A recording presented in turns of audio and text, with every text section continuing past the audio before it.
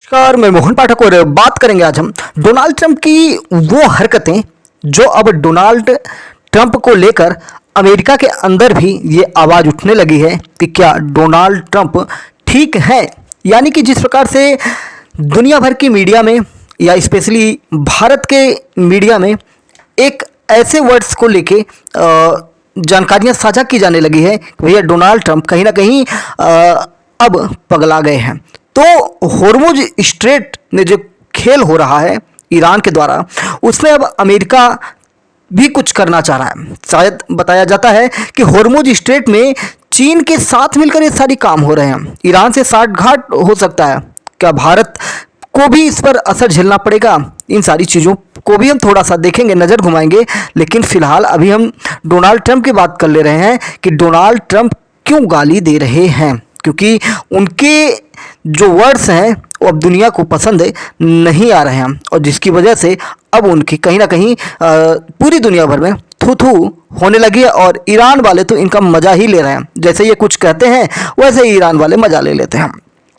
ये social media truth पर Iran को धमकी देते हुए लिखा, उसको कई लोगों ने लगातार आलोचना करते हुए पलटवार भी किया। पोस्ट के मजहबी टोन पर भी अमेरिका के इस्लामिक संगठनों ने भी तीखी प्रतिक्रियाएं दी हैं।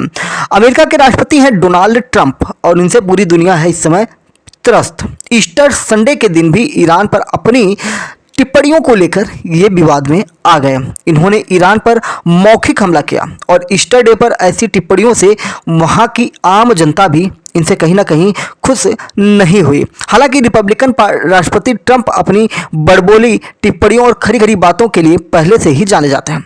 आपको बता दें कि ट्रूथ सोशल नेटवर्क पर की गई पोस्ट ने सबको चौंकाया, क्योंकि ऐसी बात ही उन्होंने लिखी, क्योंकि open the dot dot dot straight you crazy dot dot dot और you will be living in hell just watch. इसके बाद उन्होंने बहुत सारी चीज़ें लिखी। उन्होंने लिखा कि प्रेज बी टू अल्लाह, यानी कि अल्लाह को भी उन्होंने इस प्रकार से लपेटे में ले लिया। यानी कि इस समय ट्रंप जो भी कर रहे हैं, मतलब एकदम उस लेवल पे कर रहे हैं कि जिस लेवल पर कोई दुनिया में कर भी नहीं सकता। यानी कि एकदम खुल्लम खुल्ला इन्होंने अपना पूरा एक तरह से जो कहा जाए ना धमकी भरा सब कुछ उन्होंने कर दिया। ये सारी चीज़ें कहीं ना कहीं डोनाल्ड ट्रंप द्वारा जो चीज़ें की जा रही हैं उससे दुनिया वाले और अमेरिका वाले खुद परेशान हैं। आपको बता दें कि रॉयटर्स ने लिखा कि अमेरिकन इस्लामिक रिलेशंस काउंसिल, जिसे CAIR कहते हैं, कहा कि इसके द्वारा ट्रंप की फजीहत कर दी गई है। उसमें कहा गया है कि इस्लाम का मजाक उड़ाना और नागरिक बुनियादी ढांचे पर हमले करने की उनकी धमकियां लापरवाही भरी और खतरनाक है। आगे उसमें कहा गया कि हिंसक धमकियों वाले इस पोस्ट में प्रेज वी टू अल्लाह वाक्य का लापरवाही से इस्तेमाल करना मजहबी भाषा को हथियार बनाने की इच्छा को दर्शाता है और साथ ही मुसलमानों तथा उनकी मान्यताओं के प्रति तिरस्कार भी दिखाता है। आपको बता दें कि आगे और भी चीज़ें अमेरिकी सांसदों द्वारा भी किया गया। इसमें सांसदों से आग्रह किया गया कि वे चुपचाप बैठे न रहें, जबकि राष्ट्रपति खुले तौर पर युद्ध अपराध करने का वादा कर रहे हैं। संगठन ने यह भी कहा कि युद्ध और शांति के मामले में अपने अधिकार को फिर से स्थापित करना कांग्रेस का कर्तव्य है। ये बयान यूं ही नहीं दिए गए हैं, ये मुस्लिम विरोधी बयानबाजी और नीतियों के एक लंबे सिलसिले का हिस्सा है, जिन्होंने देश और विदेश में मुसलमानों को अमानवीय बना दिया। यानी कि सब मिला जुला कर अगर हम देखें तो डोनाल्ड ट्रंप की इस प्रतिक्रिया को या इस बात को लोगों ने ये कहा कि भैया ये इस्लाम विरोधी है। तो क्या वो वाला नारा चलेगा, जुदा सर? ठीक है, बात समझ गए ना? तो कोई डोनाल्ड ट्रंप का भी जुदा कर दे। ठीक है, आपको बता दें कि साउथ चाइना मॉर्निंग पोस्ट ने कनेक्टिकट के डेमोक्रेटिक सीनेटर क्रिस मर्फी ने कहा कि ट्रंप का रवैया पूरी तरह से एकदम बेलाग है। क्रिस मर्फी ईरान में युद्ध का विरोध करते हैं। मर्फी ने कहा कि अगर मैं ट्रंप की कैबिनेट में होता तो मैं ईस्टर का दिन संवैधानिक वकीलों को 25वें संशोधन के बारे में फ़ोन करने में बिताता। या उस प्रावधान का जिक्र करते हुए कहा गया कि जिसके तहत अगर राष्ट्रपति अपना काम करने में असमर्थ हो तो सत्ता हस्तांतरण का प्रावधान है। वर्जीनिया के सीनेटर टिम केन, जो भी एक डेमोक्रेट हैं, उन्होंने कहा कि यह पहली बार नहीं था कि 79 ईयर्स के ट्रंप ने बहुत सारी बातें कही हैं। फरवरी के आखिर में अमेरिका और इजराइल द्वारा ईरान पर हमला शुरू करने के बाद से तीखी भाषा का इस्तेमाल हो रहा है। एनबीसी के मीट द प्रेस कार्यक्रम में केन ने कहा कि उन्हें बमबारी करके पाषाण युग में वापस भेज देना, उन्हें गालियां देना, यह सब शर्मनाक और बचकाना है। लोग यहाँ ऐसे दिखावा कर रहे हैं जैसे वे बहुत बड़े और मजबूत हों, जबकि इस युद्ध में प्रशासन की तरफ से हमें असल में जो दिखाई दे रहा है उसमें योजना का अभाव और किसी स्पष्ट तर्क की कमी दिखाई देती है। यानी कि डोनाल्ड ट्रंप पर हर कोई इस समय यही कह रहा है कि भैया तुम ठीक नहीं कर रहे हो। और वहीं कांग्रेस की पूर्व सदस्य मार्जोरी टेलर ने भी अपनी प्रतिक्रिया दी। उन्होंने ट्रंप की कट्टर समर्थक होने का दावा किया, लेकिन उन्होंने कहा कि अब मैं उनके आलोचक हूं। उन्होंने उनके संदेश की कड़ी निंदा की और खासकर ईस्टर रविवार के मौके पर जो उन्होंने किया वो ठीक नहीं था। ग्रीन ने सोशल मीडिया पर एक पोस्ट में लिखा कि उनके प्रशासन में जो भी खुद को ईसाई होने का दावा करता है उसे घुटनों के बल बैठकर भगवान से माफ़ी मांगनी चाहिए, राष्ट्रपति की पूजा करनी बंद कर देनी चाहिए और ट्रंप के इस पागलपन में दखल देना चाहिए। ग्रीन ने यह भी लिखा कि हमारे जो राष्ट्रपति महोदय हैं ईसाई नहीं है और उनके शब्दों और कार्यों का ईसाइयों द्वारा समर्थन नहीं किया जाना चाहिए। ग्रीन विदेशों में अमेरिकी सैन्य हस्तक्षेप का विरोध भी करती रही है। अब इस जंग में ट्रंप को अरब के मुस्लिम देशों का सपोर्ट मिल रहा है, तो ये देखने वाली बात होगी कि ट्रंप के इस पोस्ट में वे कैसी प्रतिक्रिया दे रहे हैं, क्योंकि इसमें सीधा उनके अल्लाह की बात कर दी गई है।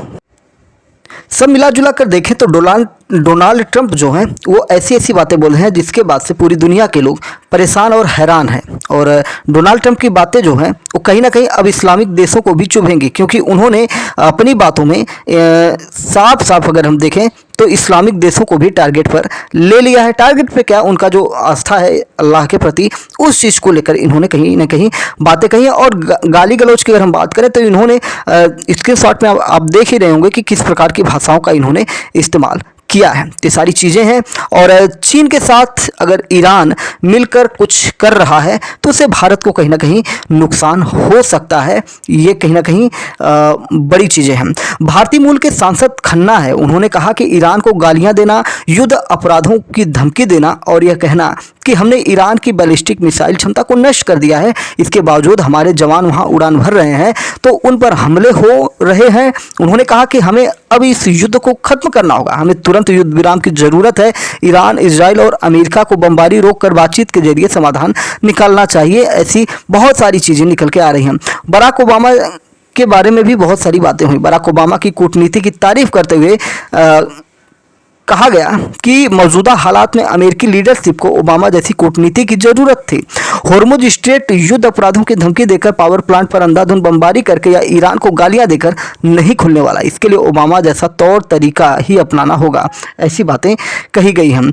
और डोनाल्ड ट्रंप की धमकी पर ईरान ने कहा कि भैया जो तुम कह रहे हो ना, जो डेडलाइन दे रहे हो, ये सब हमको मजाक लग रहा है, टाइम बताओ और जो करना है करिए। उन्होंने कहा कि अगर तब तक होर्मुज नहीं खोला गया तो वो ईरान में तबाही मचा देंगे। ट्रंप ने कहा उसके तेल पर कब्जा कर लेंगे। हालांकि ईरान इस धमकी से बिल्कुल भी डरा नहीं। उसने दो टूक कहा कि जब तक उसे युद्ध का खजाना नहीं मिलेगा वो नहीं रुकेगा। यही उसकी सबसे बड़ी शर्त है जिसे ट्रंप मानने को तैयार नहीं होंगे। यानी कि साफ सुथरी भाषा में अगर हम कहें तो ईरान कह रहा है कि भैया जितना हमारा नुकसान किए हो सबकी भरपाई कर दो और हम खोल देंगे आपका ये होर्मुज स्ट्रेट, यानी कि पैसा दो और होर्मुज स्ट्रेट खुलवाओ। बाकी होर्मुज स्ट्रेट को इतना जल्दी खुलवा देना ये सही नहीं होगा। आपको बता दें कि डोनाल्ड ट्रंप ने क्या कहा। अमेरिकी राष्ट्रपति डोनाल्ड ट्रंप की ईरान को 48 घंटे वाली वार्निंग सोमवार को ही पूरी हो गई है और इससे पहले भी उन्होंने कई बातें कही थी जिसको लेकर ये कयास हो रहा था कि डोनाल्ड ट्रंप कुछ बड़ा करेंगे। मतलब ईरान को गाली देते हुए उन्होंने अगले 2 दिनों का अपना प्लान बताया। उन्होंने कहा कि फिर से ईरान को फ्रेश धमकी देते हुए उन्होंने कहा कि सोमवार को दोपहर 1 बजे ओवल ऑफिस में मिलिट्री के साथ प्रेस कॉन्फ्रेंस करेंगे और मंगलवार को ईरान के सारे पावर प्लांट और ब्रिज डे को तबाह कर दूंगा। उन्होंने स्ट्रेट ऑफ होर्मुज खोलने की धमकी दी और कहा कि ऐसा नहीं की तो नरक देखने को तैयार हो जाएंगे और अल्हम्दुलिल्लाह जैसी बातें उन्होंने की। हालांकि ईरान को लेके एक बड़ी खबर निकल के आ रही है कि ईरान जो है वो न्यूक्लियर पावर यानी कि परमाणु ऊर्जा से लैस हो चुका है, क्योंकि उसी से संबंधित किसी व्यक्ति को ईरान के द्वारा कई वर्षों की सजा, लगभग 18 वर्षों की सजा सुनाई गई है। देशद्रोह का मुकदमा चलाया गया है और बताया जा रहा है कि उसने ये जानकारी लीक कर दी थी वहाँ के जो परमाणु कार्यक्रम थे। इस तरीके की कई खबरें जो मीडिया में चल रही हैं, कुछ सत्य हैं, कुछ असत्य हैं, कुछ बनावटी हैं, लेकिन इतना तो मानना पड़ेगा कि ईरान अगर अमेरिका के खिलाफ इस तरीके से खड़ा हुआ है तो इसका मतलब है कि ईरान ने ऐसी शक्ति हासिल कर ली है जो कहीं ना कहीं उसे लगता है कि अमेरिका जैसे देश से भी उसे डरने की ज़रूरत नहीं है। और हम लोग काफ़ी समय से जो पढ़ते हैं वर्ल्ड अफेयर में, तो उसमें ईरान को हम लोग इस तरीके से देखते हैं कि ईरान एक छोटा सा देश है और वो लगातार अपनी सुरक्षा को लेकर तैयार रहता है। तो उम्मीद है कि डोनाल्ड ट्रंप जो गालियां दे रहे हैं आने वाले दिनों में कम कर देंगे, क्योंकि उनके ऊपर महाभियोग चलाने के लिए ये मटेरियल जो है काफ़ी हद तक हो चुका है। तो वहाँ की जो संसद है वो इनके ऊपर महाभियोग भविष्य में चला सकती है, ऐसे दावे किए जाते हैं। तो चैनल पर नए तो चैनल को सब्सक्राइब करके daily current affairs news analysis के लिए हमारे साथ जुड़ जाइए। जय नमस्कार, भारत माता की जय।